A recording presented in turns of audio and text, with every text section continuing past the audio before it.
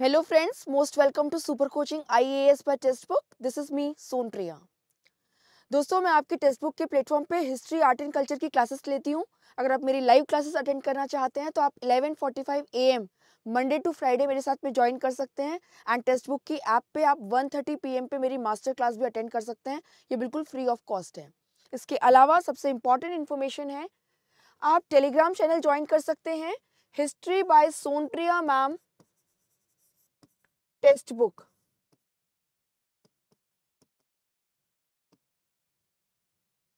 ठीक है, आप ये टेलीग्राम चैनल ज्वाइन कर सकते हैं. यहाँ पे आपको सारे लेक्चर्स की PDF और साथ ही साथ में सारे क्लासेस का लिंक मिल जाता है, चाहे फिर वो आपकी लाइव क्लासेस हो, रिकॉर्डेड सेशंस हो, बैटल सीरीज के, करंट अफेयर्स के, या फिर आपके ये मेंस आंसर राइटिंग का.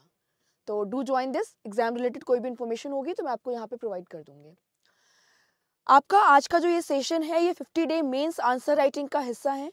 और जो आपका आज का क्वेश्चन है काफ़ी सिंपल है वैसे तो.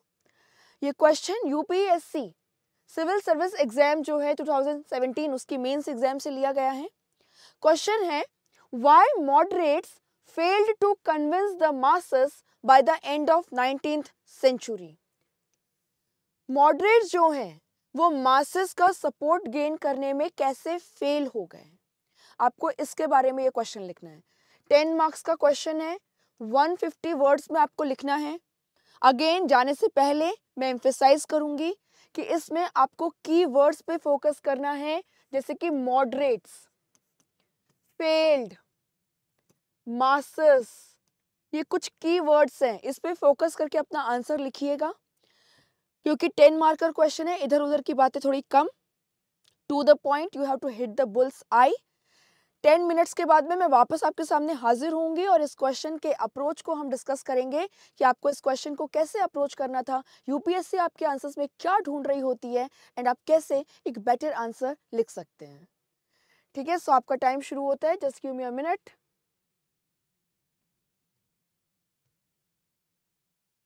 All the best.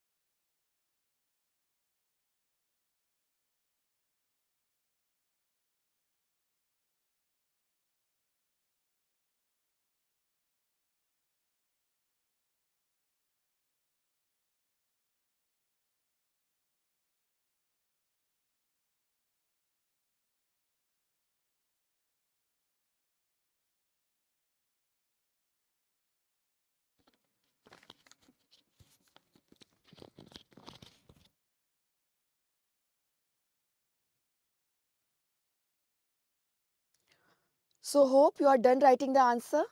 Let's discuss the question now. बच्चों, मैं हमेशा आपसे कहती हूँ कि आप तभी एक अच्छा आंसर लिख पाएंगे. Just give me a minute.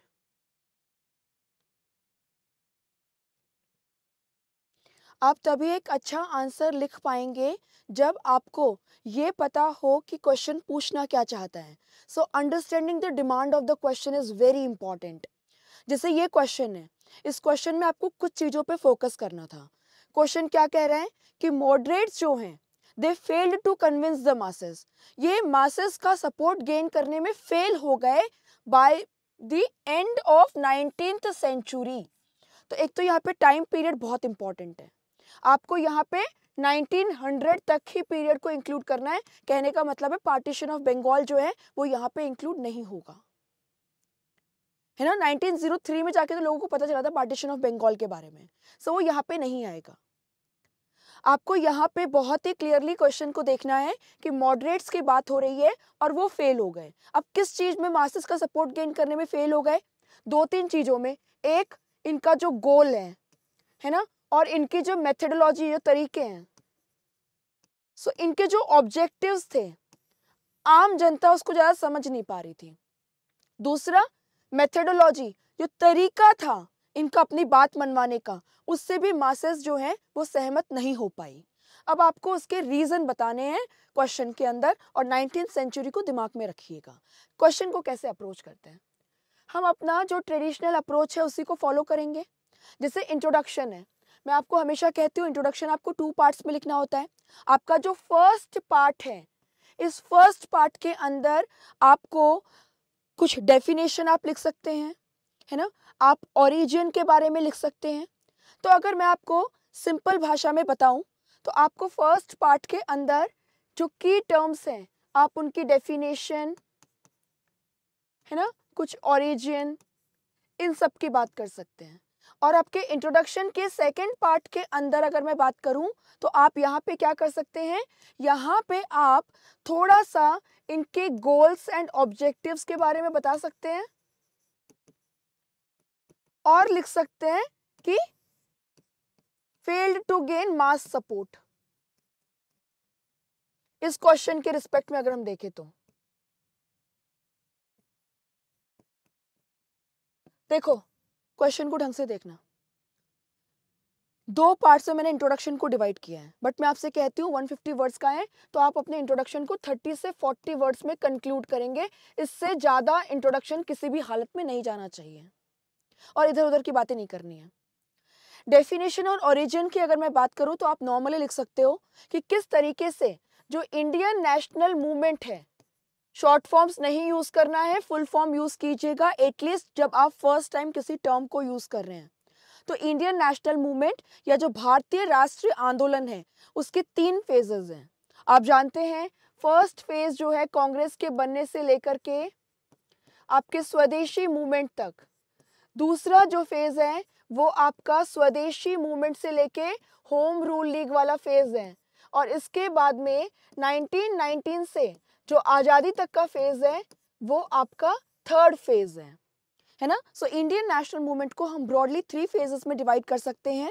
1885 establishment of Congress to स्वदेशी मूवमेंट, सेकेंड स्वदेशी movement and home rule league, and third formal entry of Gandhi and independence of achievement, जिसको हम गांधीयन फेज बोलते हैं. आप बोल सकते हो इसी पैरा के अंदर कि जो आपके 1885 से 1905 वाला फेज है उस फेज को हम मॉडरेट फेज बोलते हैं क्योंकि यहाँ पे जो लीडर्स थे इनकी जो मेथडोलॉजी है ना, इनकी जो मेथडोलॉजी है वो क्या थी? इनकी मेथडोलॉजी थी कि हम कॉन्स्टिट्यूशनल तरीके से संवैधानिक तरीके से अपनी बातों को मनवाएंगे 3 पीस को यूज करके. आप जानते हैं 3 पीस क्या थे? प्रेयर्स, पेटिशन, प्रोटेस्ट, है ना. तो इन 3 तरीके से हम अपनी डिमांड को मनवाएंगे. अब क्या गोल्स एंड ऑब्जेक्टिव्स थे वो हम अंदर क्वेश्चन में लिखेंगे, बट आप नॉर्मली बस इतना लिखिए. सो हमने क्या किया, हमने लिखा इंडियन नेशनल मूवमेंट के 3 फेजेस हैं. ये और फिर हमने कहा कि जो फर्स्ट फेज है, हमने सेकंड पैरा में क्या लिख दिया, जो आपका जो फर्स्ट फेज है 1885 से 1905 वाला, ये मॉडरेट फेज है। और इस मॉडरेट फेज के अंदर ये कॉन्स्टिट्यूशनल तरीके से अपनी डिमांड्स और गोल्स को मनवाना चाहते थे, but they failed to gain support of the masses. बस इंट्रोडक्शन में इतना ही लिखना है, कुछ ज़्यादा नहीं लिखना है। एक बार आपका इंट्रोडक्शन हो गया तो आप जाएंगे अपने कंटेंट की तरफ। अब कंटेंट को मैं यहाँ पे 2 पार्ट्स में डिवाइड करूंगी और सब हेडिंग्स दूंगी। आप कंटेंट को सब हेडिंग दीजिए। सब हेडिंग में क्या करेंगे, सबसे पहले आप लिखिए मॉडरेट्स, गोल्स एंड ऑब्जेक्टिव्स। क्योंकि बच्चों देखो क्वेश्चन में क्या पूछा है कि how the moderates failed, goals and methodology कर देते हैं इसको, ठीक है, methods, how the moderates failed. तो आपको ये तो बताना होगा ना मॉडरेट्स के गोल एंड मेथड्स क्या थे और वो कैसे फेल हो गए। तो आप यहाँ पे लिखिए मॉडरेट्स, गोल्स एंड मेथड्स। अब यहाँ पे आप उनके गोल्स एंड मेथड्स को मेंशन करेंगे। तो आप गोल्स में क्या क्या लिखेंगे, है ना, पहले हम गोल्स देते हैं हेडिंग। आप इसमें फुल सेंटेंसेस लिखने की जरूरत नहीं है, आप चाहें आराम से बुलेट पॉइंट्स में, है ना, 1 2 3 4 करके लिख दीजिए, हो जाएगा आपका काम। तो बच्चों इनकी जो गोल्स होती थी ना, वो काफ़ी एलिट डिमांड थी मैं कहूँगी, है ना। यहाँ आप नहीं मेंशन करेंगे तब भी चलेगा, बट मैं आपको समझाने के लिए कह रही हूँ, काफ़ी एलिट डिमांड्स थी इनकी। तो आप 1 2 3 4 5 करके लिखिए यहाँ पे किस तरीके से ये क्या चाहते थे कि जो लेजिस्लेटिव रिफॉर्म्स हो, है ना, लेजिस्लेटिव रिफॉर्म्स चाहते थे।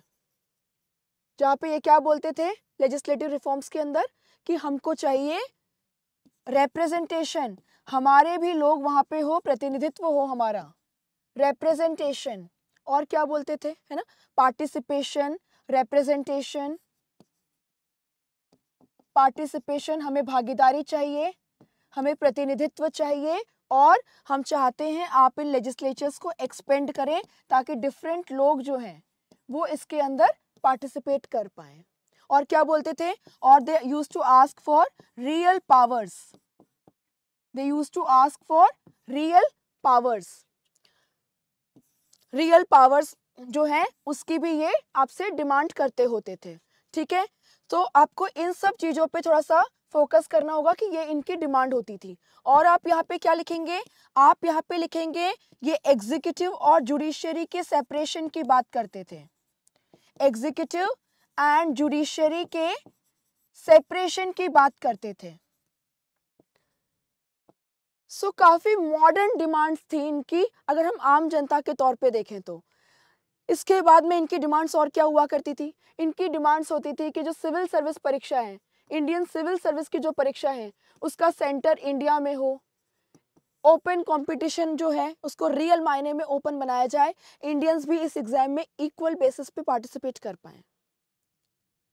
सो लॉर्ड लिटन ने जो स्टेप्स लिए थे सिविल सर्विसेज में, जो एग्जाम में अपेयर होने की एज उसको कम कर दिया था, ये लोग उसको रिवोक करने की बात कर रहे थे, ठीक है। तो इसमें भी वो लोग इंडियंस जो है उनकी हित की बात कर रहे थे। इसके अलावा बच्चों अगर हम बात करें तो ये कभी कभी पेजेंट्स या किसान जो है ना, उनसे रिलेटेड टैक्स है या फिर आपका सॉल्ट टैक्स है, इन सब को लेकर के भी बात किया करते थे, but not on a very broad basis. कभी कभार जब टाइम मिल गया तो इन चीजों की भी बात कर लिया करते थे। तो अगर हम मॉडरेट फेज में देखें तो, या फिर freedom of speech and expression, अभिव्यक्ति के अधिकार की बात करते थे, है ना, freedom of speech and expression. So आप इन चीजों पे थोड़ा सा फोकस करेंगे कि when they used to ask for such kind of demands. और मेथडोलॉजी की अगर हम बात करें यहाँ पे, तो मेथडोलॉजी क्या थी, मेथडोलॉजी जो है वो हुआ करती थी 3 P's। अगर मैं 3 P's की बात करूं तो आप जानते हैं यहाँ पे हम just give me a minute, हम यहाँ पे अगर मेथडोलॉजी की बात करें तो इनकी मेथडोलॉजी में आएगा प्रेयर, प्रोटेस्ट एंड, और क्या करते थे, पेटिशंस, आवेदन फाइल करते थे। तो इस मेथड के थ्रू ये अपनी डिमांड्स को फुलफिल करवाने की बात करते थे कॉन्स्टिट्यूशनल तरीके से। आपको इन चीज़ों पे फोकस करना होगा। नाउ हमारा जो सेकेंड पार्ट है वो क्वेश्चन के मेन जो डिमांड है उसको एड्रेस करेगा, व्हाई दे फेल्ड, है ना। So moderates failed to convince the masses. मैं हमेशा आपको कहती हूँ आपको जो सब हेडिंग लेनी है ये क्वेश्चन से ही लेनी है, ठीक है। Moderates failed to convince masses.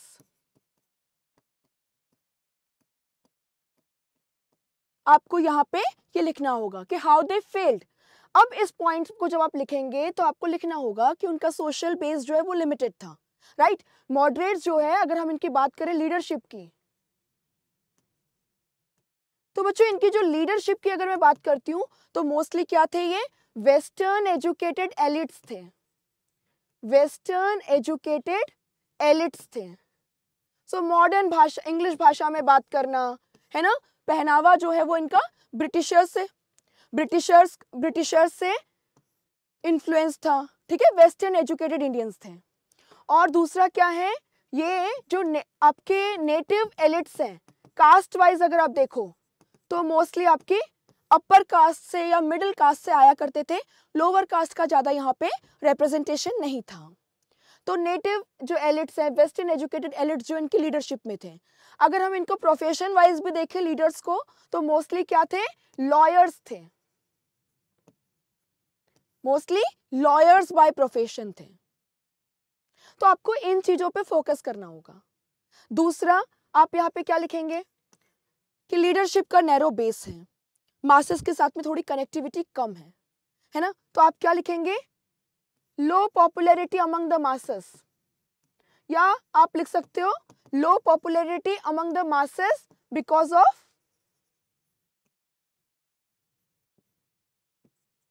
Poor connectivity, because of poor connectivity.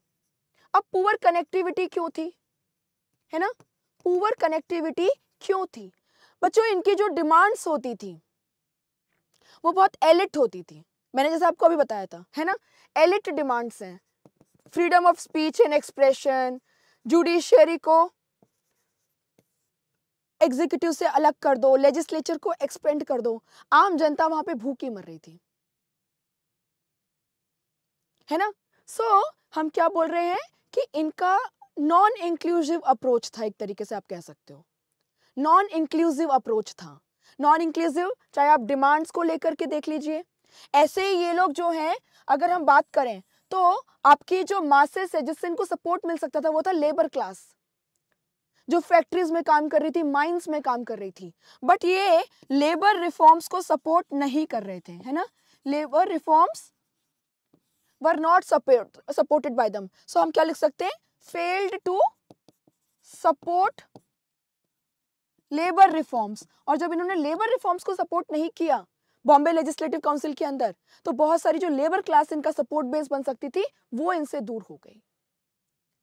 तो लीडरशिप के तौर पे आप देख लीजिए नॉन इंक्लूसिव अप्रोच है ना। आप इनकी डिमांड्स को लेके देख लीजिए, नॉन इंक्लूसिव अप्रोच है।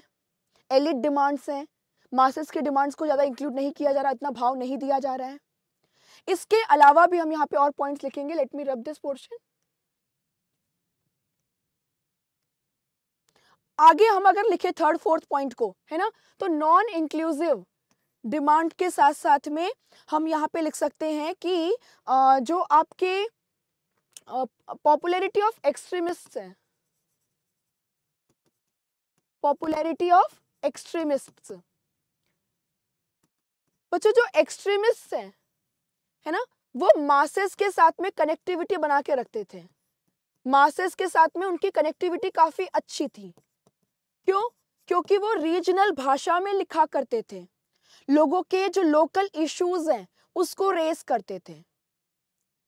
तो हम क्या देख रहे हैं यहाँ पे कि जहां पे मॉडरेट्स की लीडरशिप को देख के, डिमांड्स को लेकर के अगर हम देखें तो वो गोल्स को लेके देखें तो काफी नैरो है।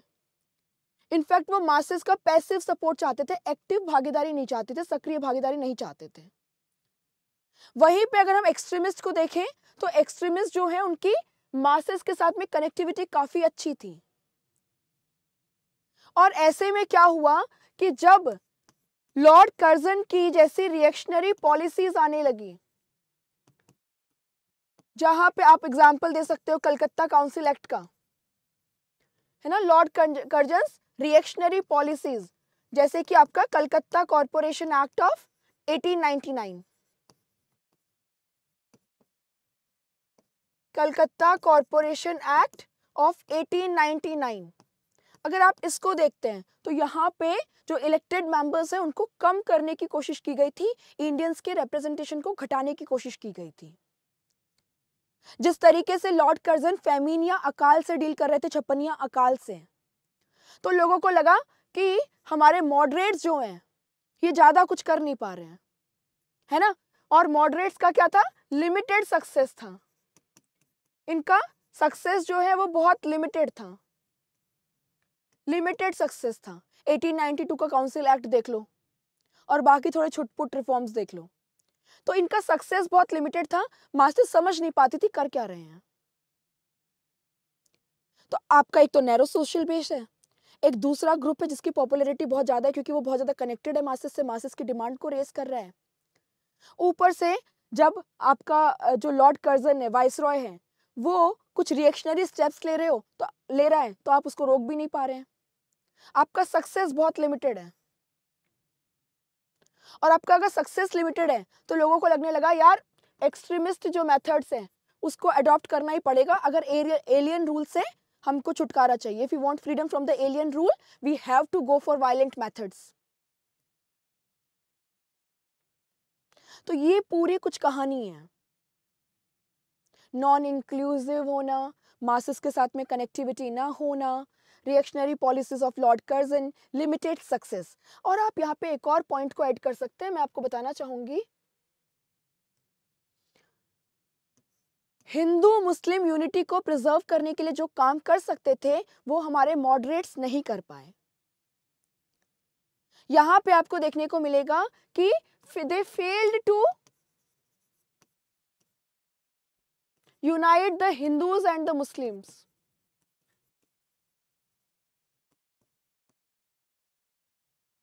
जो बढ़ता हुआ मुस्लिम्स और हिंदूज का कम्युनलाइजेशन था, सांप्रदायिकरण था, उसको रोक नहीं पाए। और आगे चल के क्या हुआ, आपकी मुस्लिम लीग फॉर्म हो गई 1906 में, है ना। आगे चल के आपकी ऑल इंडिया मुस्लिम लीग जो है उसका फॉर्मेशन हो गया। तो इस तरीके से मॉडरेट्स जो हैं they failed either to gain the support of the masses और या फिर उनके ऑब्जेक्टिव्स के लिए या फिर उनकी मेथोडोलॉजी के लिए, क्योंकि कुछ हो नहीं रहा था ग्राउंड लेवल पे। I hope this points you can write, you can add more points, है ना। अब अगर हम कंक्लूजन की बात करें तो आप कंक्लूजन में नॉर्मली लिख सकते हो कि ना, as discussed above the moderates had a very narrow social base, है ना, narrow social base, narrow social base, limited success,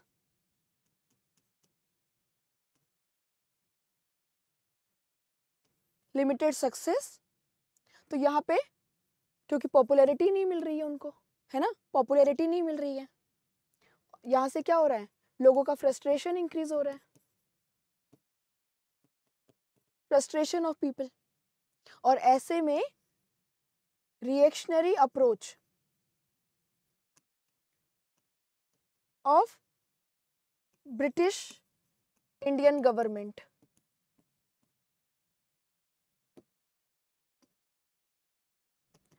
British Indian government, all this led to failure of the masses to convince, failure of the moderates to convince the masses। बस हो गया, है ना। Conclusion आपको 20 to 30 words में तो conclude करना होता है, हो गया अपना आंसर, ठीक है। Thank you so much for your time.